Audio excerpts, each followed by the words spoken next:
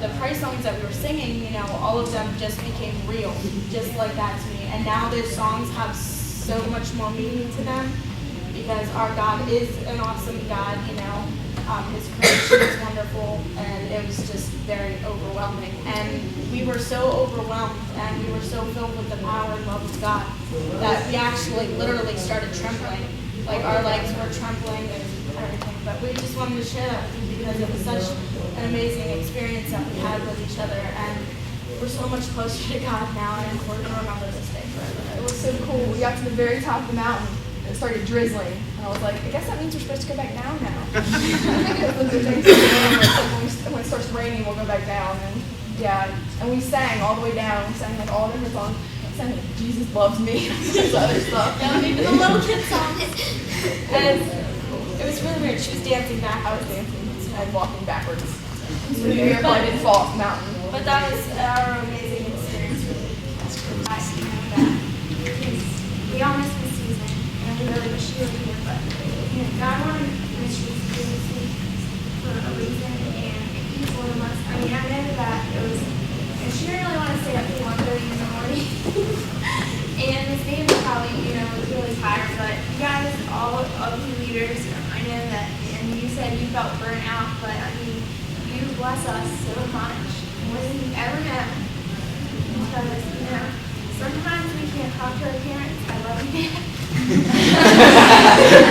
About everything. And, you know, we'll call Larry or Jessica, and it's like 12 o'clock at night, and they're wanting to go to bed, but they stay on the phone because they know that, you know, this, our lives are more important, and, you know, I just wanted to say thank you.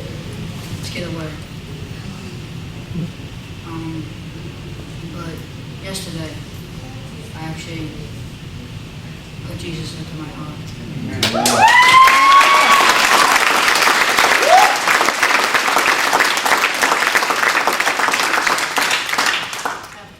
I felt so relieved. All my troubles were gone. And I said, the next person that does that has the same feeling. Camp was not as much as I expected, but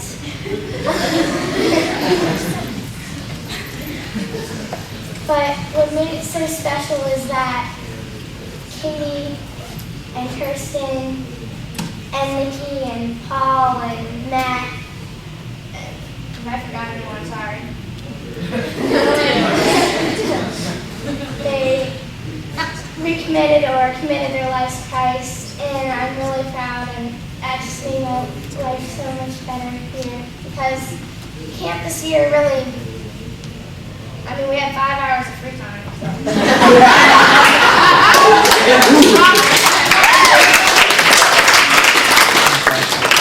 But that just was a big experience at camp, and I liked it a lot. My family had to.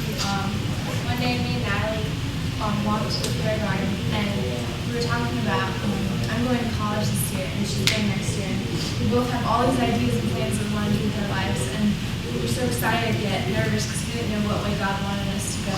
And I was talking to her, and we were praying about it, and I still didn't feel peace about it because this has been bugging me a lot for the past year or whatever. What to do next? And then as we were walking back to our dorms, she was bringing me a way that I hadn't gone before. And I was like, Natalie, I have no idea where we're going. I hope you do. And she's like, I know. And I was like, okay. I guess I'll just trust you. And then she looked at me and she's like, Sarah, do you realize what you just said? I was like, what? She's like, it's a perfect example. You just have to trust God. And I thought that was really cool. And we were both really excited that God gave us such a good example of how I just have to surrender my life to Him right now and learn to trust Him. Once I've really hit a plateau, and there was no moving me, and I was just in the same spot forever, and I didn't know what to do. And before Pastor Gary was like, you gotta do this, and I didn't even know where it was. Until like 3 days ago. I didn't know where it was. That's what I said. But I'm really happy I came, and thank you, Gary, because it really brought back my worship that was in my heart that I haven't expressed for a really long time, and it felt good to let it out.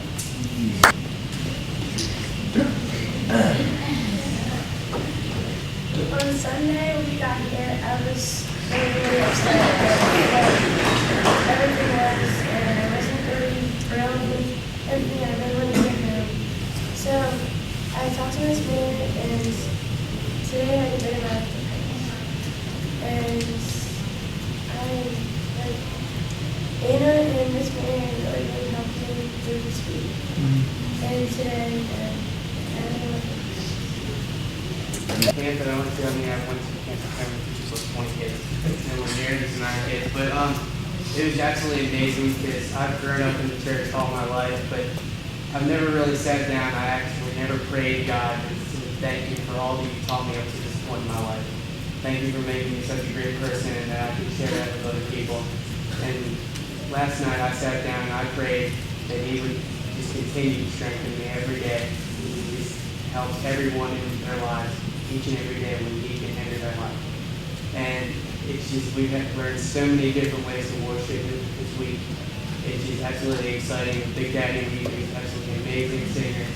And I just thank Him for coming, and I thank you for entering our life. Told me about camp. I was kind of scared to come back down because I went to Oak Ridge for a while and then I moved. And I didn't want everybody to think that I just came back to go to camp. But I decided to come down, and she told me what they were leaving and what they were coming back, and I figured, okay, I can survive a couple days. And then I come down and she's like, oh yeah, you have to be there at 3:30 in the morning. That didn't make me too happy. But we went there, and on the way to camp, I was reconnecting with everybody and talking to everybody, and I got really excited. And then when I got here, I kind of sat down last night and talked to Larry about how I was kind of scared to talk to Christ because I didn't go to church and I didn't do church activities because I don't have a church to go to in Pennsylvania. And any church that I did go to in Pennsylvania wouldn't be near as amazing as Oak Ridge.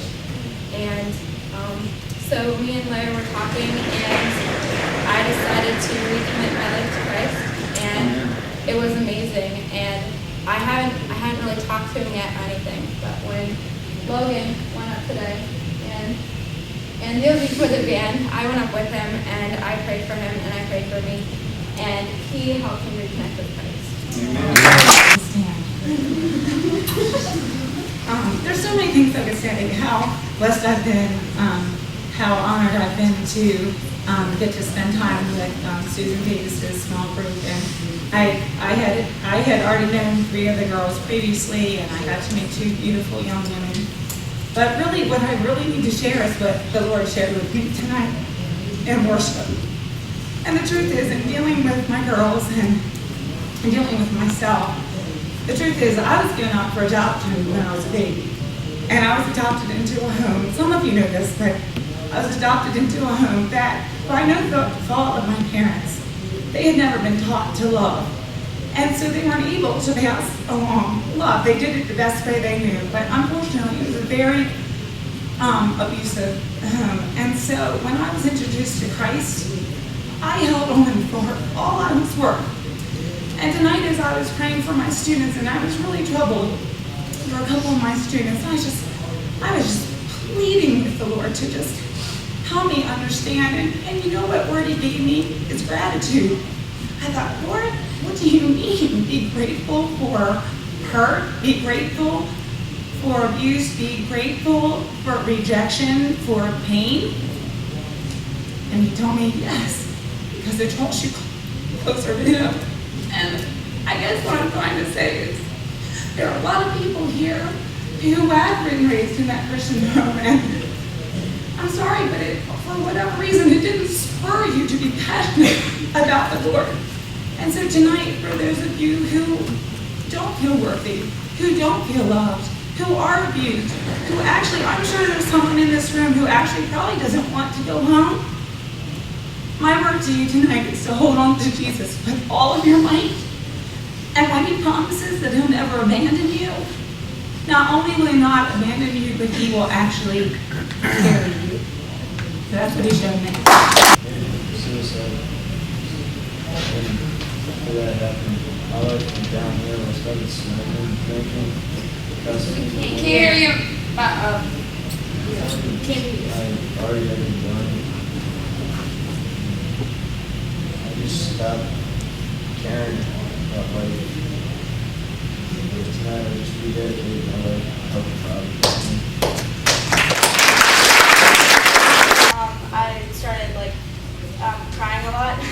of people were worried because it was the first time that they had seen me cry. But I wanted to share, like, it wasn't all from hurt. Like, I realized a lot. I realized all the places in my life I was struggling, all the places where, you know, I was so far away from God. And I just got really ashamed because I realized there's been plenty of days where I've gone through and not thought about God or anything church related at all through the entire day. And I felt really ashamed of that. And with all of that, I just felt really unworthy and unclean, and I just got really depressed. But then I thought to myself, you know, well, God loves me anyways, and I'm so happy that He still accepts me for who I am. And that, yeah, I may screw up sometimes, but, you know, it's okay, and I plan to work on those other things. And then another slap of reality that I got was, Tony was talking about, he said about losing a parent during one of his sermons. And I thought to myself, you know, what would happen? What regrets would I have? What things would I want to change if I lost my mom now? And there's a lot that I would regret and change. And I probably wouldn't be able to live with myself because me and my mom are not close at all. We don't, in the past, not counting camp, that 14 to 15 days, she probably saw me 2 or 3 times out of that, besides seeing me sleep. And I just realized, you know, that she's not there for me. And I plan when I go home to reconnect that relationship, and I pray to God to help me through that. And I hope that you guys will be praying for me as well as everybody in this room, just to further grow in their relationship. And one more thing that I have a hard time grasping is I don't have a dad. I don't know who he is, who was thought to be my biological father. He lives in Missouri, and we had gotten a DNA test just to make sure that I was his kid, and it turns out I wasn't. And he told me he hated me, and I he never wanted to see me ever again or have anything to do with me.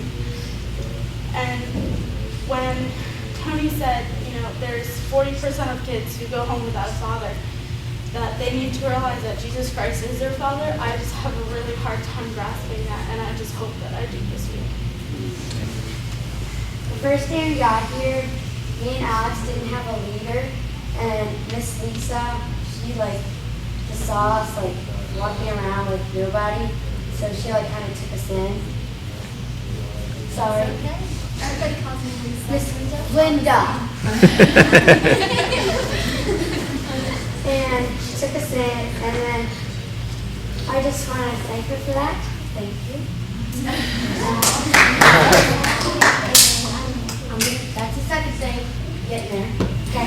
And the second thing I want to say is that after because most of our leaders they're with the high schools people, and then the next day Miss Mary and Miss Kathy they took us into a group, and they were we'll be your leaders, and I want to thank them too. Thank you, Miss Mary. Thank you, Miss Kathy. Thank you, Miss Kathy.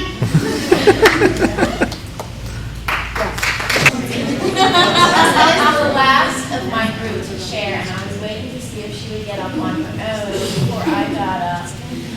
This has been my first experience at camp, and to be honest, one of the first reasons I came was because both of my kids had such awesome experiences last year.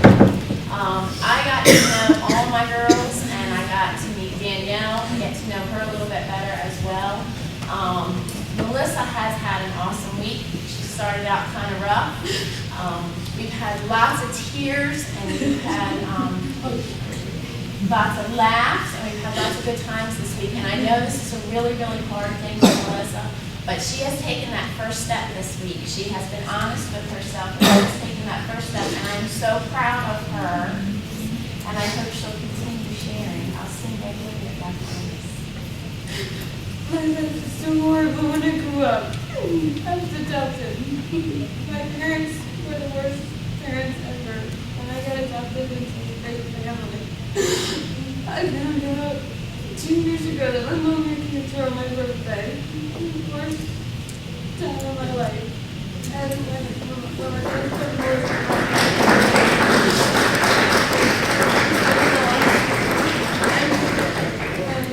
I didn't know what I was looking for, but as I stayed in the middle of Stephanie, who's the greatest leader in the world, as well as Miss Lee, who can't be here, I look at them, and when I talked to Miss Stephanie, I knew my life wasn't right, and I thought I shouldn't be here. I thought I shouldn't step into a orifice here again, that I was just going to leave. But as I stand here tonight, as I look at all of you guys, stand here and say what's on your hearts, I'm telling you, my body, I've been through everything, I've cut myself, I've attempted suicide, and it's not the place where you want to go. Not at all. I've learned so much from Danny, my middle school kids, and everyone's been so great to me. Larry has been the best youth pastor ever, as well as Dan and Scott, my hug buddy, and everyone's just been so great, and I don't know where I would be without any of you. What are you going to say when you get to heaven? And what did you do? And ever since then, you told me, what are you going to do? And I'm still not sure, but the worship here was just, it was just fleeting. It felt like it was rushing in you, and it felt like you could just take it in, and it wouldn't come back out. And I thought when I first got here, wow, mountain, thank you. Big Pennsylvania, lots of nice big mountains. Wow, thank you. But then I saw the hill I had to climb every day.